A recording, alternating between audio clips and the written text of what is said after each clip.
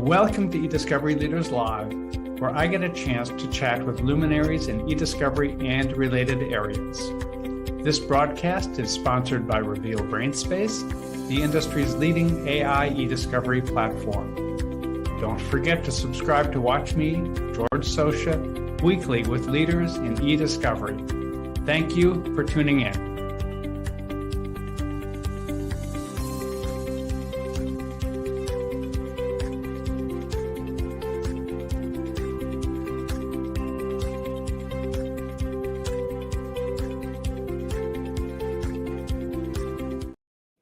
Welcome to eDiscovery Leaders Live, hosted by ACEDS and sponsored by Reveal. I am George Socha. I head up brand awareness at Reveal. Each week, I host an episode of eDiscovery Leaders Live where I get the chance to chat with luminaries in eDiscovery and related areas. Past episodes are available on the Reveal website. Go to revealdata.com, select resources, then select eDiscovery Leaders Live. Our guest this week is Allison Dunham, Director, Advanced Technologies, Case Insights at Epiq. Allison, welcome. Thank you so much, George. Glad to have you here. I would like to start first by asking you to tell us a little bit about yourself, how you got into eDiscovery, where you are now, and what you do there. Awesome. Well, I appreciate the opportunity. So I made the transition to eDiscovery about a decade ago. The catalyst was a relocation from Massachusetts, where I'm barred, to North Carolina, where I am not. So it was a good choice for a career where I didn't need to be licensed in my jurisdiction. Started out with some document review, progressed into review management, eventually became a TAR consultant, which is where I really found my passion for analytics. I was that person who was always trying to figure out a shortcut, how to do something better or faster or more efficiently. And that's really propelled my path since then. Currently, I am on the Advanced Technologies team, and I oversee the Case Insights practice, which is really a team of technology experts, licensed attorneys who are great at solving problems, performing investigations, and digging in during early case assessment. What took you to TAR? I was ready for a change from review management. And actually, Eric Crawley thought it would be a good fit for me. I was unsure. I actually reserved the right to go back to my old role if it wasn't a good fit. And almost instantly, it was a great fit. I knew that this was something that I could really immerse myself in and really make a difference with not just our reviews, but new workflows, innovative workflows, and ultimately, saving people time and money. I gather a large part of what you do is TAR. Are you doing other forms of analytics as well, or is that the primary focus? I would consider TAR a secondary focus nowadays. Since we are so focused on investigations and early case assessment, really before we get into the review phase, we love models. We love to use models whenever possible, but they're always kind of running in the background. That's not our primary focus. I think we are really experts in using the advanced analytics features. Anything that we can grab from the tool, whether it's concept searching, using portable models, you name it, we will try that first before we kind of revert to that TAR workflow, but we will leverage a score whenever it's available. So much of the world is not using TAR or any of those, the legal eDiscovery world is not using TAR or probably any of the advanced analytics you talk about. They're focused instead, I think, still largely on search terms. Am I wrong in that? It brings a tear to my eye, but you are not wrong. I actually saw some statistics on this recently, and it was only about 10, 11% of the industry had truly adopted TAR and technology. there was a breakdown as to where the others fell, whether they were optimistic about use or they were a firm no. But still, the majority of folks in our industry are not adopting TAR and analytics. And yes, they rely heavily on using search terms, much to my dismay.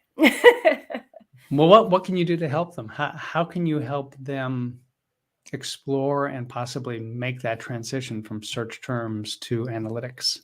Well, what we're doing today, I think, is a great way, talking about it and just making it known that there are better, more efficient ways to, whether it's, I'm not going to say so much on the collection side, but once you have your data, whether you're investigating, whether you are moving towards litigation, whether you're negotiating with opposing counsel, search terms are easy for lawyers to talk about and explain, but I don't think they're the best way. And people ask me all the time, why don't you like search terms? It's not that I don't like search terms. I think they do have a time and a place. And in my perfect world, it would be later in the discovery process. My big hang up with search terms is that they're incredibly time consuming. Folks waste a ton of time and therefore money on search terms. They're error prone, and, everybody makes mistakes, but especially when your search terms are getting complex, they're more prone to make mistakes. So of course we would want to look for a better way, something that's more efficient and, again, to maximize that cost savings piece. There's the contextual piece of it. Are you capturing what you're hoping to? And are there a lot of false positives? So you're like bloating the population, or ultimately what you're sending to review. That's a big concern. But probably my biggest hang up about search terms is when you have somebody who's opposed to using TAR, they're worried about that validation piece, the metrics, how they say that their process is sound. But if you ask people who are using search terms, are they validating that null set of the documents that are left behind by search terms? More often than not, you're going to get no, they're not. And TAR is forgiving. If you miss something with analytics, you have a chance, that can come back into your queue. If you miss something with search terms and that's left behind and you don't validate, it's gone forever. If that was a smoking gun, you'll never see it. So I think that analytics and TAR are much more forgiving than search terms, which are so definite and, can cause a significant problem with your data if, again, you're not validating that process. You mentioned earlier that in your mind, search terms do have a place later on. What is that place? So since we're so heavily focused on investigations, we like to use the analytics tools to find what we're looking for.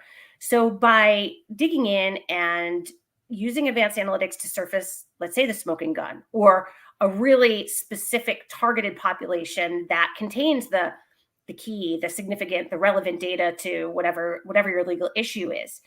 Once you have those documents, you can begin to see the language that's prevalent in those documents. You can use tools to surface the top terms in that data set.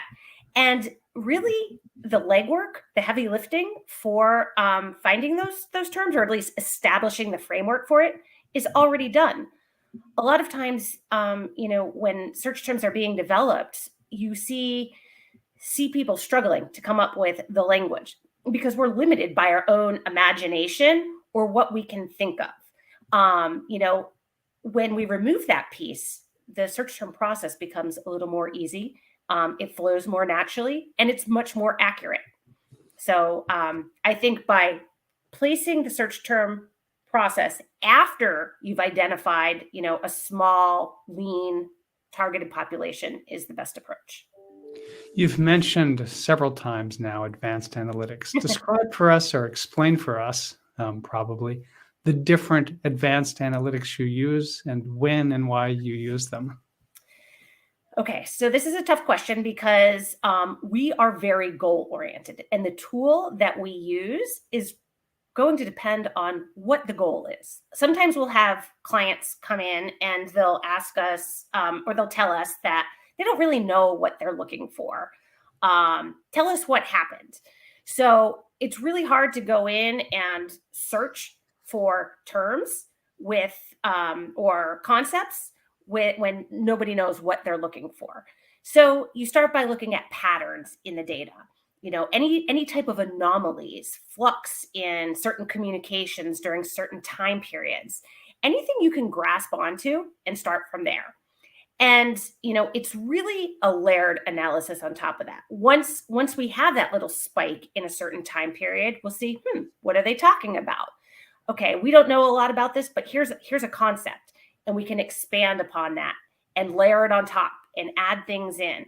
Maybe in the end, we sort by sentiment. We want emotionally charged or positive or negative communications. But it's a lot of trial and error, stacking different pieces of the tools on top of each other to find that perfect recipe and the interesting data, or something that we can at least take back to our clients to say, hey, is this interesting to you? Do you want to know more about this?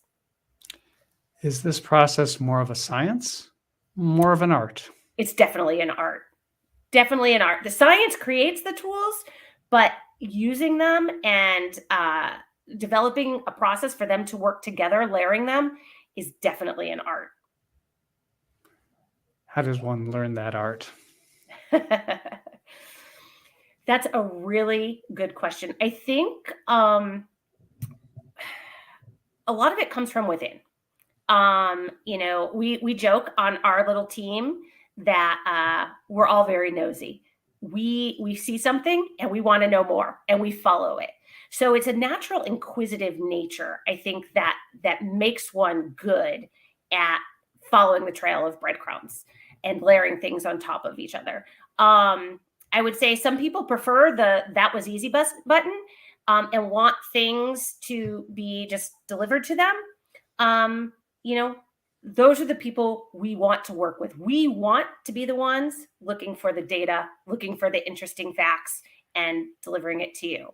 So I think there's, just like we were talking about, some of us are better singers than others. Some of us are better fact finders than others. And it's kind of a little bit of, what your preference is as a person. If you're interested and you're invested, the tools, I think, are pretty user-friendly and easy to use. It just takes time and patience and willingness to fail a little bit. Nobody's great at it out of the gate. It takes a little bit of time to figure out that balance. I imagine that when clients come to you, they don't necessarily have a clear idea of what they want you to do and how, a clear notion of the path they want you to follow. How do you work with them on those things? If a client comes to us with a clear notion of the path they want to follow, we typically back them up and say, tell us a little bit about what your objective is here. What are you trying to do? What are you trying to find? Because more often than not, the path that they want us to follow is probably not the most efficient path. So it's really important. The most important thing for anyone performing these types of investigation is to understand what the end goal is.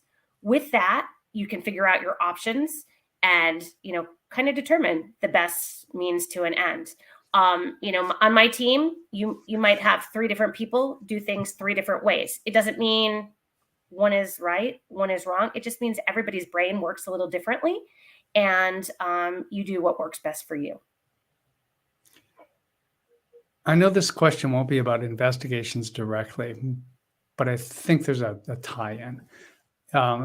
In preparation for a webinar earlier today, I was listening to a recording from a webinar in late October or November, where Kelly Twigger was moderating a discussion with 2 federal judges, Magistrate Judge William Matthewman and then District Court Judge Xavier Rodriguez.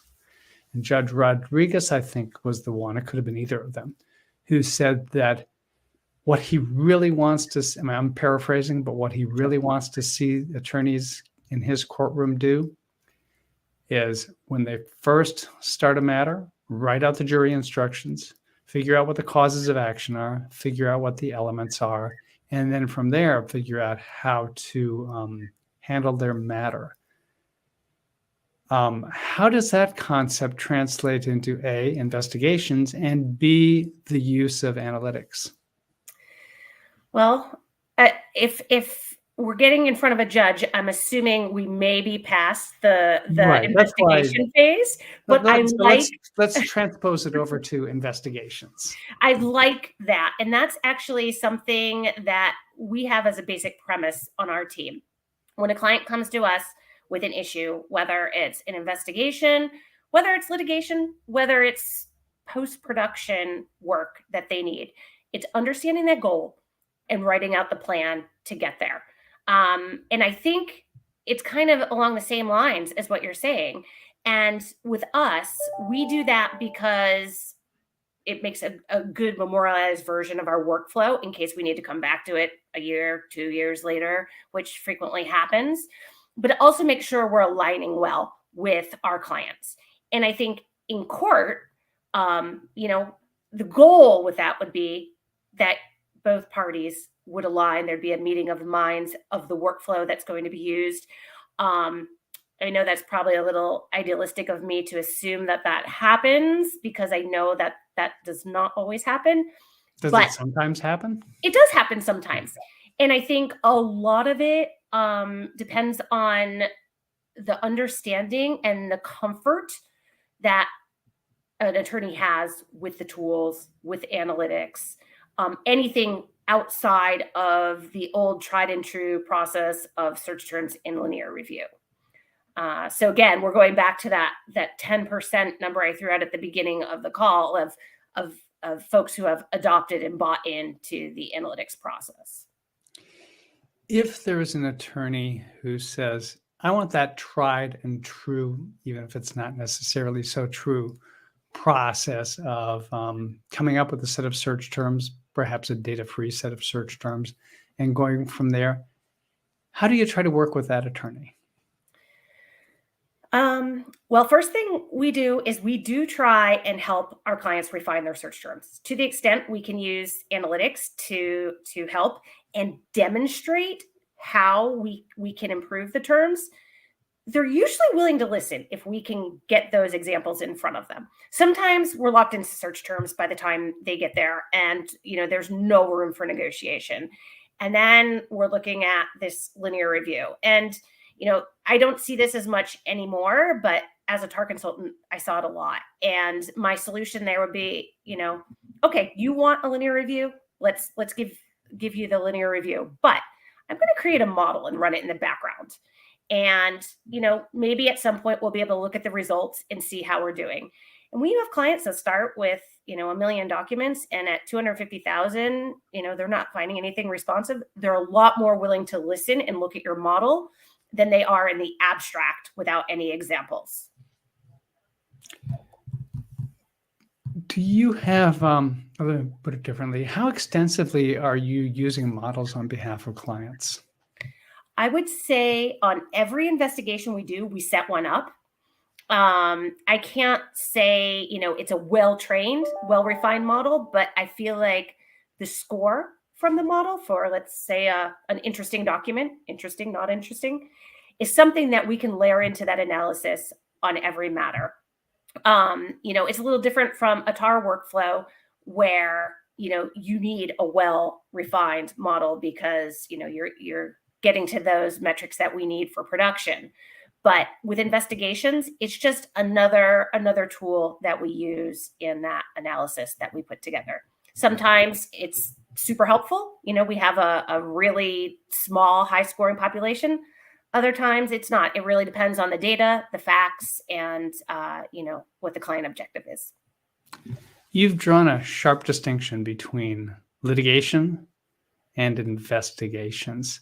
Tell me what the key differences are, especially when it comes to analytics. Sure. With litigation, there's typically an obligation to account for every document in that data set. Whether we're doing that with eyes on review, predictive coding, or some type of Cal workflow where we're carving off, a null set. And we're labeling every document as responsive or not responsive. We're bucketing it to some extent. With an investigation, we're not concerned with how we're treating every document in a data set. What are we concerned with? The smoking gun, the needle in the haystack, the really interesting facts that either allow us to settle or inform our strategy that will ultimately lead to that document review. Perhaps identifying search terms that will take our million document population down to 250,000 because we've got some really defined search terms due to this recognizance work we've done early on. So we don't have to account for that full data set as long as we're getting the important themes and key facts that we need to develop our case. Why do you think is it that there is that difference in perspectives, that the investigative mindset isn't used more often in litigation? Well, I think it's, and this is just my opinion, that it's due to the one-sided nature of it. With an investigation, a lot of times, folks are looking at their own data internally. They want to know what's there. They want to be ready. They want to be informed. They want to have a good strategy, should litigation occur down the road.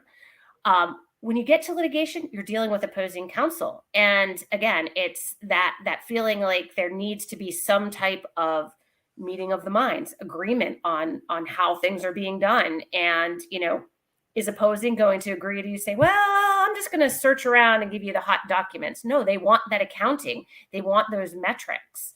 And until there's a change in the mindset there, we'd really need people to pave the way with that.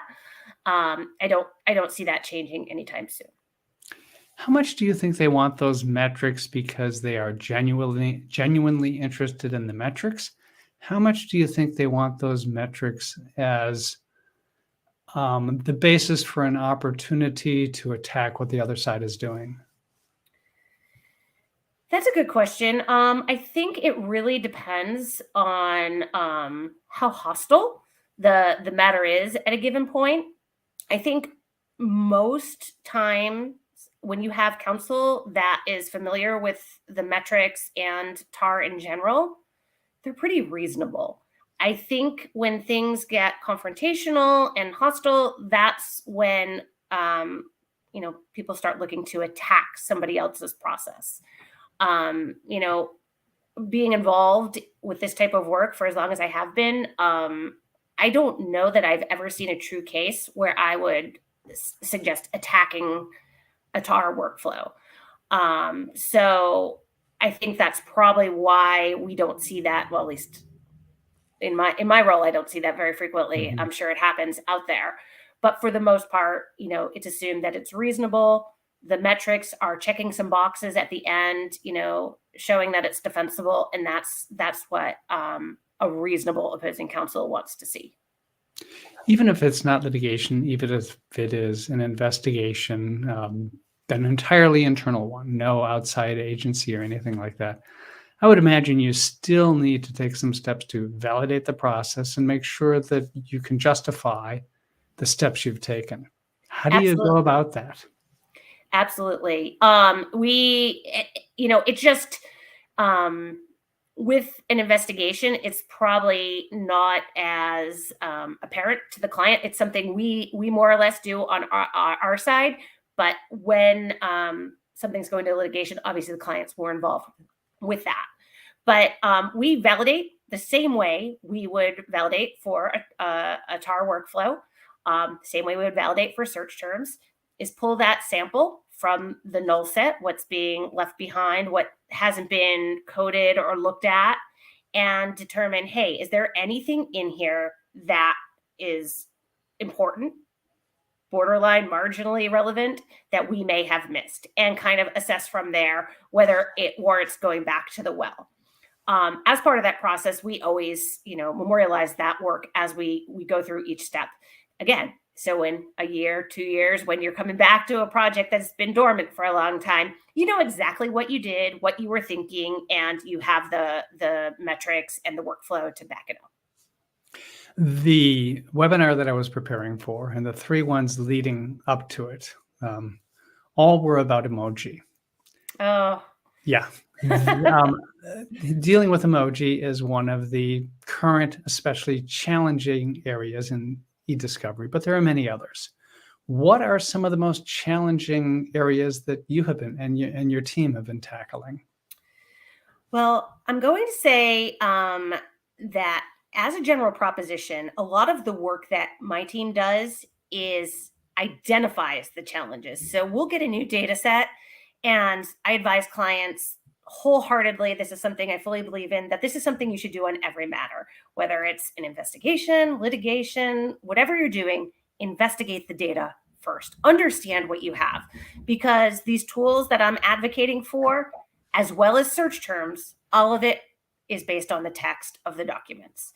So most of the challenges that we encounter are due to either lack of text or poor quality text. Typically when we see projects come in with scanned data, we'll look at them and say, with a caveat that this is probably not going to work well with any of our tools, but we'll take a look and see if they do. So it's kind of trying to shoehorn data that doesn't really work well with analytics into that fold. Also, I'm going to bypass the emoji since you already raised that, but chats, short messages, all of the above, they are problematic from not just an analytics perspective, but also search terms, because so frequently the language that people are using to communicate in short messages or chats is not the same as they would create in a formal email. So you're gonna miss things if you're trying to construct a formal search string that's massive and has full words, because people abbreviate and use shorthand and all types of various ways to communicate an emoji, whatever. So I think that's probably the most frequent issue we encounter and have to figure out how to navigate. So with that most frequently encountered issue where you need to have to figure out how to navigate, what are some of the things you've been able to figure out?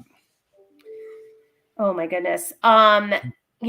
Obviously the short messages, we figured out how to get them into analytics so we can use them, but we frequently determine that that's not always the best approach.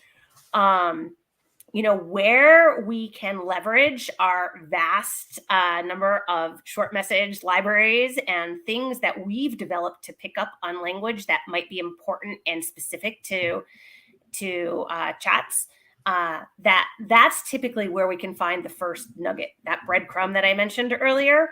And because that's all you need is just to know, how are they expressing themselves in these chats? What are they talking about? What type of language do I have to look for? Then you can, leverage the analytics to kind of build from there. I'm going to ask a brief version of my crystal ball question in the minute and a half or so that we've got here.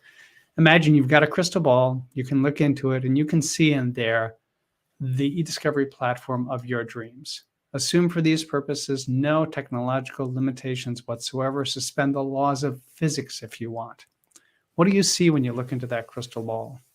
Oh, that's super easy. Okay. So I would love to take, any of the current versions. I would take any version that we have, whether, we're talking about Brainspace or Reveal AI, and take it and move it before collection so that we can do what we do now without having to collect the data first and deal with these terabytes and massive amounts of data. If we can target it on the front end, then we can minimize the data collection and all the work that's involved in processing massive amounts of data, minimizing resources, and again, going back to cost savings. Well, lofty and laudable aspirations there. Thank you, Allison. Allison Dunham is Director, Advanced Technologies, Case Insights at Epiq. Allison, thank you so much for joining us today. Thank you. Have a great day. You too.